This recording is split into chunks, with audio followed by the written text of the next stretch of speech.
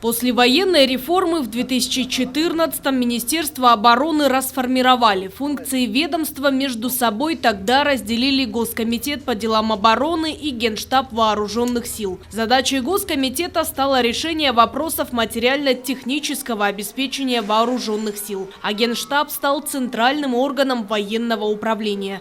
Такое разделение функций, по словам офицеров запаса, привело к некоторым неясностям. Когда нужно было подписывать какое-то соглашение или договор, наш начальник НГШ должен был, наверное, брать доверенность у председателя Госкомитета по делам обороны, чтобы поставить свою подпись. И второй момент, тут тоже непонятно было, Госкомитет как бы подчиняется начальнику Генштаба, но при этом финансами распоряжается председатель Госкомитета по делам обороны.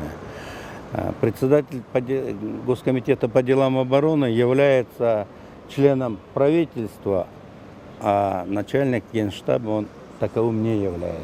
Стало известно, что в Кыргызстане Минобороны создадут вновь соответствующий указ. Накануне подписал президент Садыр Джапаров. Это необходимо для дальнейшего развития системы управления вооруженными силами. Я считаю это правильно. Почему? Потому что изначально ведь планировалось, что ключевая фигура – это министр обороны. Но в то же время мы должны помнить, что все-таки верховным главнокомандующим вооруженными силами является президент. А в случае осложнения ситуации, возникновения какой-то неопределенности, конечно, роль начальника генерального штаба она возрастает.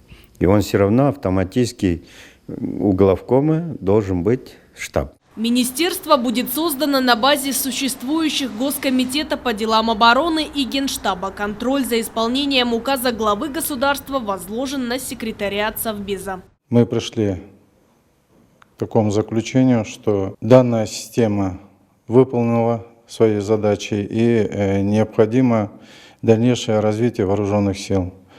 Но тут еще есть и другие причины. Это соответствие международным стандартам. Генеральный штаб будет являться подструктурным подразделением, как рабочий орган министра обороны. При этом в соответствии с решением главы государства правительству рекомендовано принять надлежащие меры. Аяна Дюшикеева, Синтурабыкеев, Алато, 24.